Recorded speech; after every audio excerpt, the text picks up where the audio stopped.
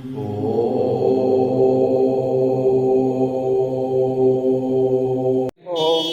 గురుభ్యో నమః. శ్రీ మహాగణాధిపతయే నమః. హరి ఓం.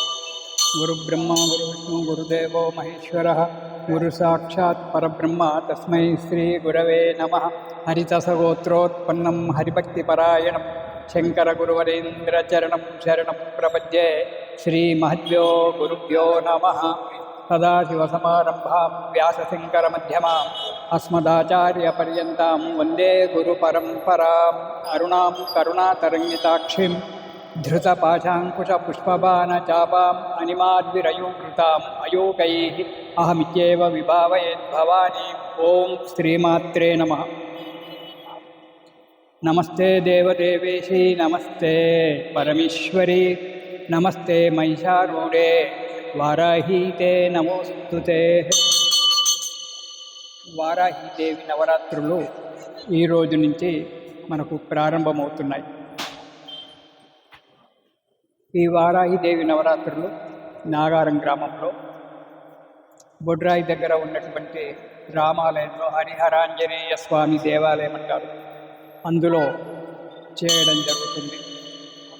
చిరంజీవి ఉదయ్ కుమార్ శర్మ గారు మా శిష్యులు ఈ కార్యక్రమాలన్నీ కూడా ఈ 9 రోజులు నిర్వహిస్తూ ఉన్నాడు. వారాహి నవరాత్రులు మనకు ఈ మధ్యన ప్రాచుర్యంలోకి వచ్చాయి. గుప్త నవరాత్రులు అంటారు. వారాహి నవరాత్రులను రాజశ్యామల నవరాత్రులను గుప్త నవరాత్రులు అని అంటారు. అయితే ఇవి గుప్తంగా అంటే ఏదో రహస్యంగా ఎక్కడో లోపల కూర్చొని చేసుకోవాలనేటువంటి ఒక విషయం కాదు. ఈ చాలామంది కూడా గుప్త నవరాత్రులు అంటే రహస్యంగా చేసుకోవాలి అనేటువంటి ఒక ఆలోచనలో ఉంటారు. కానీ గుప్త నవరాత్రులు, గుప్తము అంటే రహస్యం అనేటువంటి ఒక అర్థం కదా. అంటే ఆ మంత్రంలో ఎంతో అయినటువంటి ఒక రహస్యం ఉంది. ఆ రహస్యాన్ని వెలికి తీసుకొని మనం బాగుపడడం అనేటువంటిదే చేసుకోవాలి. అదే గుప్త రహస్యం. ఇప్పుడు లలితా సహస్రనామాలు కూడా చెప్పినప్పుడు ఇది శ్రీ లలితా రహస్య స్తోత్ర కథనం నామ అని చెప్పి చివరి వెళ్తాడు. లలితా సహస్రనామాలు కూడా రహస్యమైనటువంటివే, కానీ ఒక్కొక్క నామము ఒక్కొక్క మంత్రంగా మారిపోయింది. అదేవిధంగా ఈ అమ్మవారి వారాహి కూడా ఒక గుప్తంగా ఉన్నటువంటి యొక్క ఇది. ఈ వారాహిదేవి లలితా త్రిపుర సుందరి దేవి యొక్క ఎడమ భుజములో నుంచి జన్మించినటువంటి యొక్క అమ్మవారు. ఈమె దండనాదిని అంటే సైన్యాధికారి. లలితా త్రిపుర సుందరి దేవి యొక్క సైన్యానికి ఈమె సైన్యాధికారిగా ఉన్నటువంటి ఒక వ్యక్తి. ఈమె లలితాదేవి దగ్గర ఎంత శక్తి ఉందో అంత శక్తి ఈమె దగ్గర కూడా ఉంటుంది. రాజశ్యామల దగ్గర కానీ ఈమె దగ్గర కానీ అటువంటి యొక్క శక్తి ఉన్నటువంటి ఒక దేవతలు పేరు. అందుకే లలితాదేవి నవరాత్రులు, వారాహి నవరాత్రులు, రాజశ్యామల నవరాత్రులు 3 కూడా రహస్యమైనటువంటివే. అందులో ఒక్కొక్క అక్షరంలో, ఒక్కొక్క మంత్రంలో ఒక్కొక్క రకమైనటువంటి యొక్క బీజాక్షరాలు నిబిడీకృతమై ఉండి అవి మనను ఉత్తేజింపజేస్తాయి, అంటే యాక్టివిటీ చేస్తుంటాయి. వాటిని కనుక మనం చూసుకున్నట్టయితే, విన్నట్టయితే, వాటిని మనం ఆచరించినట్టయితే యాక్టివిటీ చేస్తూ ఉంటాయి. ఇవి ఆషాఢ మాసంలోనే వారాహిదేవి నవరాత్రులు వస్తున్నాయి. దుర్గా నవరాత్రులేమో ఆశ్వీజ మాసంలో వస్తాయి. దాన్ని దుర్గా నవరాత్రులు, చండీ నవరాత్రులు, దేవి నవరాత్రులు అంటారు. కానీ ఆషాఢ మాసంలో పాడ్యమి నుంచి ప్రారంభమయ్యేటువంటి యొక్క నవరాత్రులు వారాహిదేవి నవరాత్రులు. ఇవి 9 రోజులు జరుగుతూ ఉంటాయి, పాడ్యమి నుంచి దశమి వరకు. ఈరోజు మొదటి రోజు ప్రారంభమైంది. ఈ మొదటి రోజు అమ్మవారి యొక్క గణపతి పూజ, పుణ్యాహవాచనం. గణపతి పూజ అనేటువంటిది ఎలాంటి విఘ్నాలు రాకుండా గణాధిపతి పూజ చేయడం. ఆ తర్వాత పుణ్యాహవాచనం, స్థలశుద్ధి, ఆత్మశుద్ధి జరగడానికి పుణ్యాహవాచనాది కార్యక్రమాలు చేసుకోవడం. అటు తర్వాత నవగ్రహారాధన, అంకురారోపణము, అఖండ దీపారాధన, కలశ స్థాపన, అమ్మవారి యొక్క వారాహి యంత్రానికి ఆ అమ్మవారిని ఆవాహన చేయడం, సర్వతోభద్ర మండలి, వాస్తు మండలి, యోగిని మండలి, ఇలాంటి యొక్క వాళ్ళందరినీ కూడా, అంటే మనకు 33 కోట్ల దేవతలు అని చెప్తుంటారు శాస్త్రంలో. అలాంటి దేవతలందరినీ కూడా ఈరోజు మొదటి రోజు ఆవాహన చేసుకొని వారిని పూజించడం. ఆ తర్వాత అగ్ని ప్రతిష్ఠ చేసి ఆ అగ్ని ప్రతిష్ఠలో అమ్మవారి యొక్క నామాల చేత బీజాక్షరమైన కృతమైనటువంటి యొక్క మంత్రాల చేత వాటి హోమం హవనం చేయడం అనేటువంటి జరుగుతుంది. ఇవన్నీ చేయడం వల్ల ఫలితం ఏమిటి అని అనుకుంటే, అమ్మవారు వారాహిదేవి వరాహమూర్తి యొక్క అంశావతారం. అమ్మవారు అంటే అమ్మవారు పుట్టుక ఎలా వచ్చిందంటే ముందే ఉంది అమ్మవారు, ఇప్పుడు కాదు. అమ్మవారు ఎప్పుడో ఉంది, కానీ మహిషాసురమర్దన కాలంలో కూడా వారాహిదేవి ఉంది, కానీ అప్పుడు మనకు పైకి రాలేదు. లలితా త్రిపుర సుందరీదేవి బండాసురుణ్ణి చంపడానికి వచ్చినప్పుడు మాత్రము అమ్మవారు మనకు బహిర్గతమైంది వారాహిదేవి.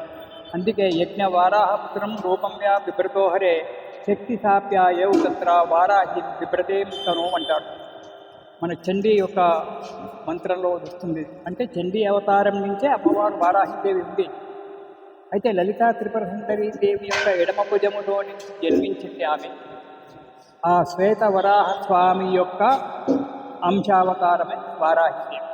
విష్ణుమూర్తి శ్వేత వరాహ స్వామి, ఆమె యొక్క వరాహస్వామి యొక్క అంశనే వారాహిదేవిగా అవతారమైంది. ఈమె భూమికి అధిపతి. మనకి ఏదైనా భూమి సమస్యలున్నా పంటలు మంచిగా పండాలని చెప్పి, మంచిగా ధాన్యం రావాలి, కష్టాలు పోవాలి, తర్వాత ఈ కోర్టు కేసులు ఇలాంటి కేసులు పోవాలి, దీర్ఘకాలమైన యొక్క వ్యాధులు ఎన్నో ఉంటాయి, షుగరు, బీపీ ఇలాంటి అనేక దీర్ఘకాలంగా ఉండబడేటువంటి యొక్క వ్యాధులు, అలాంటి వ్యాధులు నశించాలి అంటే భూతగాదాలు ఉంటాయి మనకెన్నో. అలాంటి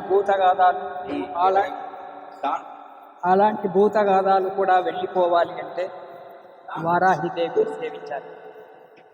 ఆ వారాహిదేవి సేవించడం వల్ల మనకు ఇవన్నీ లాభాలు కలుగుతాయి. మరి ఆషాఢ మాసంలోనే సేవించాలి అంటే ఉపదేశం ఉన్నటువంటి వాళ్ళు ప్రతిరోజు కూడా వారాహి ఉపదేశం ఉన్నవాళ్ళు ప్రతిరోజు కూడా చేసుకుంటూ ఉంటారు. ఆషాఢ మాసంలో వారాహిదేవి యొక్క అవతారం కాబట్టి ఆషాఢ మాసంలో ప్రకృతి అతి సుందరంగా ఉంటుంది. అందుకే కాళిదాస మహాకవి మేఘ సందేశం అనే కావ్యంలో ఆషాఢస్య ప్రథమ దివసే మేఘమాక్రాంతనీషి అంటారు. ఆషాఢ మాసంలో పాడ్యమి నాడు మొదటి రోజు నాడు ఆకాశంలో మేఘానికి గనక వర్షం పడినట్టయితే ఆ సంవత్సరం సుభిక్షంగా ఉంటుంది అని చెప్పి కాళిదాస మహాకవి మేఘ సందేశంలో మొట్టమొదటి శ్లోకంలో చెప్తాడు. అలాంటిది ఆషాఢ మాసం. అంటే అంతకంటే ముందే మనకు వర్షాలు ప్రారంభమై తొలకరి వర్షాలు పడి భూమి అంతా కూడా భూదేవత ఆకుపచ్చని చీర కట్టుకొని ఉన్నట్టుగా మనకు కనబడుతూ ఉంటుంది. భూదేవి పులకరించిపోతుంది. అలాంటి పులకరించిపోయినప్పుడు అమ్మవారిని కనుక అమ్మవారి సంతోషంలో ఉన్నప్పుడే కదా మనకు అన్ని ఫలితాలు జరిగాయి. ఆమె సంతోషంగా ఉంటుంది కాబట్టి ఆషాఢ మాసంలో పాడ్యమి నుంచి ఆషాఢ మాసంలో అమ్మవారి యొక్క ఈ నవరాత్రులు చేసుకోవడము అనేటువంటిది మనకు వస్తుంది.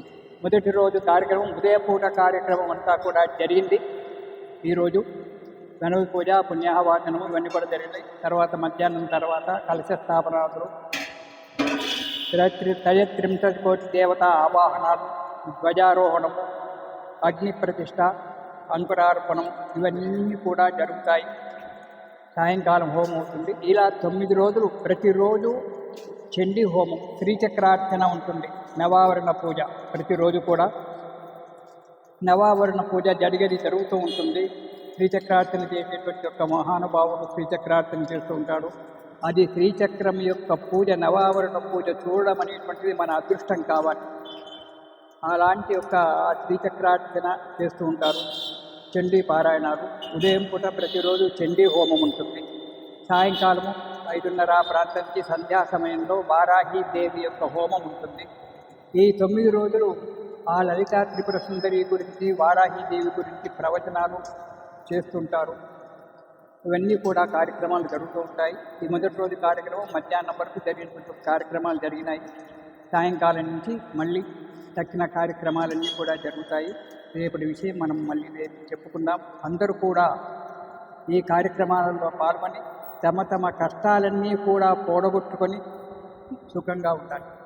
ముఖ్యంగా వారాహిదేవి అంటే చాలామంది భయపడతాడు. అమ్మో ఆమె చాలా ఉగ్రంగా ఉంటుంది, ఉగ్రదేవత అంటారు. ముఖము భయంకరమే, ముఖము భయంకరమే. తీక్ష్ణదౌంట్ర కరాలాటి ఆలాయుధ ముసలాయుధ అంటాడు. పెద్ద పెద్దని ఒక కూరలు ఉంటాయి అమ్మవారి. పంది ముఖము, పెద్ద కూరలు ఉంటాయి. ఒక చేతిలో నాగలి, ఒక చేతిలో రోకలి ఆమె ఆయుధాలు. ఇలా భయంకరమైన ఆయుధాలు పట్టుకొని ఉంటుంది. ఆమె భయంకర అంటారు.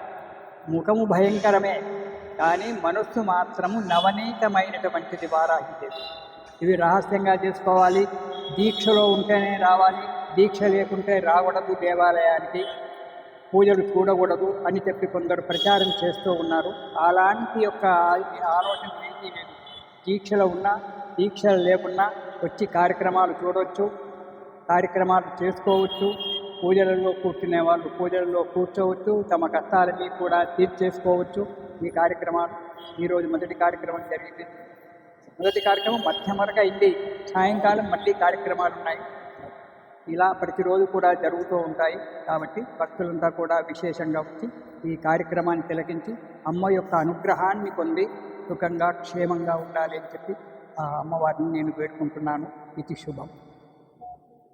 శ్రీ దుర్గా రేణుకా ఎల్లమ్మ తల్లి జ్యోతిష్యాలయం మరియు వనమూలిక వైద్యశాల. పోయ గురువులు అఘోరాల ద్వారా వాక్సిద్ధి దైవసిద్ధి పొంది ఎంతో మందికి జ్యోతిష్యం ద్వారా పరిష్కారం చూపిస్తున్న కోయదేవతల పూజారి గోవిందరాజు. సెల్ 9966959029. వీరు మీ ముఖ లక్షణాలు, హస్తరేఖలను బట్టి సంపూర్ణ భవిష్యత్తు చెప్పగలరు. అనారోగ్యం పాలవటం, భార్యాభర్తల మధ్య కలహాలు ఏర్పడటం, వివాహాలు ఆగిపోవటం, సంతానం లేకపోవటం వంటివి జరుగుతూ ఉంటాయి. ఇటువంటివి మీ జీవితంలో జరుగుతూ ఉంటే వెంటనే సంప్రదించండి. కోయదేవతల పూజల ద్వారా మీ సమస్యలు పరిష్కరించుకోండి. విద్య, ఉద్యోగం, వ్యాపారం, వ్యవసాయం, ప్రమోషన్, రాజకీయ యోగం, ప్రేమ, పెళ్లి, కోర్టు సమస్యలు, విదేశీయానం, ఇలా ఏ సమస్యలకైనా జ్యోతిష్యం చెప్పబడును. మరియు గాలి, గ్రహ, చెడు ప్రయోగాల నివారణకు పూజలు చేయబడును. యంత్రాలు, తాయెత్తులు ఇవ్వబడును. మీరు ఎక్కడెక్కడో జ్యోతిష్యం చెప్పించుకుని నిరాశ చెందుతున్నారా? అయితే ఒక్కసారి సంప్రదించి ఫలితాలు పొందండి. వీరు చెప్పింది చెప్పినట్టుగా జరిగింది. శ్రీ దుర్గా రేణుకా ఎల్లమ్మ తల్లి జ్యోతిష్యాలయం మరియు వనమూలిక వైద్యశాల. కోయ పూజారి గోవిందరాజు. సెల్ 9966959029. గమనిక: ప్రతి శుక్రవారం, ఆదివారం 5 సంవత్సరాలలోపు చిన్నపిల్లలకు ఉచితంగా తాయెత్తులు కట్టబడును.